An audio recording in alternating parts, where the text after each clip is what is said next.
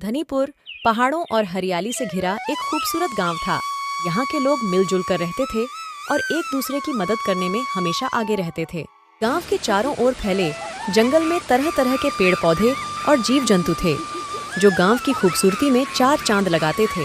गांव के बच्चे अक्सर जंगल में खेलने जाते थे और वहाँ के प्राकृतिक सौंदर्य का आनंद लेते थे। एक दिन कुछ बच्चों ने जंगल में खेलते हुए एक रहस्यमयी गुफा देखी। गुफा का प्रवेश द्वार बड़ा और डरावना था। बच्चों ने गुफा के अंदर जाने की जगह पर अपने गांव वापस जाने का फैसला किया। उन्होंने गांव के बुजुर्गों को इस गुफा के बारे में बताया। गांव के लोग भी इस गुफा के बारे में सुनकर अचंभित रह गए, क्योंकि उन्होंने कभी इसके बारे में नहीं सुना था। दादाजी, हमने जंगल में एक बड़ी गुफा देखी है। वहाँ पर बहुत बड़े बड़े पत्थर हैं और गुफा का प्रवेश द्वार बहुत अजीब है। क्या? गुफा? मैंने तो कभी नहीं सुना इस गुफा के बारे में। ये बहुत रहस्यमय है। तभी गांव का मुखिया, जिसका नाम रामनाथ होता है, वे वहां पर आ जाता है और जब उसको गुफा के बारे में पता चलता है तो वह बोलता है, हमें इस गुफा की जांच करनी होगी। हम कुछ मजबूत लोगों को साथ लेकर वहां जाएंगे। अगले सुबह रामनाथ और सभी गांव वाले मिलकर रहस्यमयी गुफा की ओर प्रस्थान करते हैं। सभी गांव वाले गुफा के विशाल दरवाजे को देखकर हैरान हो जाते हैं और तभी गांव का मुखिया बोलता है, चलो इस दरवाजे को खोलने का प्रयास करते हैं। ये बहुत भारी लगता है। सभी मिलकर दरवाजा खोलने का प्रयास करते हैं और बड़ी मेहनत के बाद आखिरकार दरवाजा खुल ही जाता है। दरवाजा खुलते ही गांव का मुखिया रामनाथ बड़ा ही आश्चर्यचकित होकर बोलता है, देखो, दीवारों पर चित्र बने हुए हैं। यह सब क्या हो सकता है? यहाँ का वातावरण बहुत ही रहस्यमय लग रहा है। वह देखो, वहाँ एक बड़ा पत्थर का सिंहासन है और उस पर एक चमचमाती तलवार रखी हुई है। यह तलवार बहुत खास लग रही है। शायद इसमें कोई जादुई शक्ति हो। रामनाथ तलवार उठाने का प्रयास करता है। अचानक गुफा हिलने लगती है और एक भयानक आवाज गूंजती है। जो भी इस तलवार को उठाने का प्रयास करेगा, उसे भयानक परिणाम भुगतने होंगे। तभी रामनाथ तुरंत बोलता है कि हमें इसे छोड़ देना चाहिए। ये बहुत खतरनाक है। चलो यहाँ से बाहर निकलने का रास्ता ढूंढते हैं। ये सुनकर सभी गांववासी गुफा से बाहर निकलने की ओर चल पड़ते हैं। कुछ देर चलने के बाद मोहन बोलता है कि ये रास्ता तो बदल चुका है। हमें बाहर जाने का कोई रास्ता नहीं दिख रहा। हम क्या करेंगे? यहाँ बहुत अजीब अजीब चीजें हो रही हैं। हिम्मत मत हारो, हमें रास्ता जरूर मिलेगा। चलो आगे बढ़ते हैं। सभी मिलकर रास्ता ढूंढने का प्रयास करते हैं और बहुत सी रहस्यमयी चीजों का सामना करते हैं।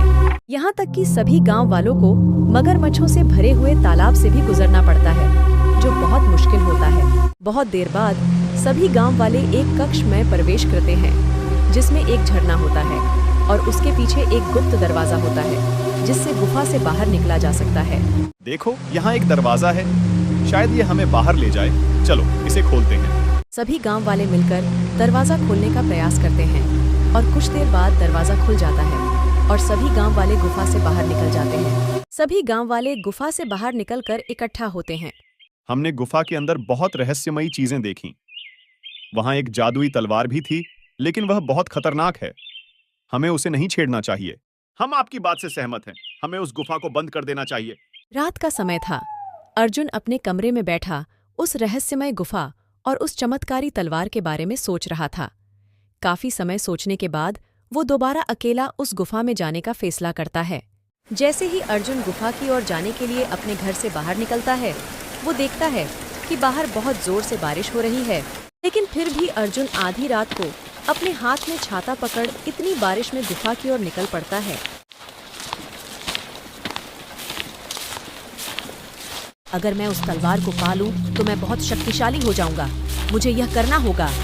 जब अर्जुन गुफा के अंदर पहुंचकर तलवार उठाता है, अचानक गुफा में फिर से भयानक आवाज गूंजती है और अर्जुन को बाहर फेंक देती है। गुफा से फिर आवाज आती है, मूर्ख बालक, अपने घर चले जाओ और इस गुफा में फिर कभी मत आना। मुझे माफ कर दो। मैंने लालच में आकर गलती की। अब मुझे समझ में आ गया है कि कुछ रहस्य छुपे ही रहने चाहिए। अर्जुन गुफा से माफी मांगने के बाद अपने गांव की ओर वापस चल पड़ा है। वापस आते समय फिर से तेज बारिश पड़ रही थी। बरसती हुई बारिश में अकेली सड़क पर चलते हुए उसकी हर कदम के साथ पानी की बूंदें जैसे उसके दिल की गहराइयों में अज्ञात भावनाओं की तरंगें जगा रही थीं। कुछ देर चलने के बाद अर्जुन जब अपने गांव में प्रवेश करता है तो वे गांव वालों को सब कुछ बता देता है जो उसके साथ उस रात उस रहस्यमयी गुफा में हुआ। अर्जुन की पूरी बात सुनने के बाद गांव का सरपंच रामनाथ बोलता है, यह हमें सिखाता है कि लालच हमें मुश्किल में डाल सकता है। हमें इस गुफा के रहस्यों को किसी से भी साझा नहीं करना चाहिए। गांव वाले अर्जुन को माफ करते हैं और सभी अपने अपने साधारण और खुशहाल जीवन में लौट आते हैं। हमने एक महत्वपूर्ण सबक सीखा है। हमें अपने लालच पर काबू रखना चाहिए और अनजाने रहस्यों को अनछुआ छोड़ देना ही बेहतर है। गांव में फिर से खुशियों की बहार लौट आई और भाईचारे की मिठास हर दिल को छूने लगी, जैसे सबके जीवन में एक नया सवेरा हो गया हो।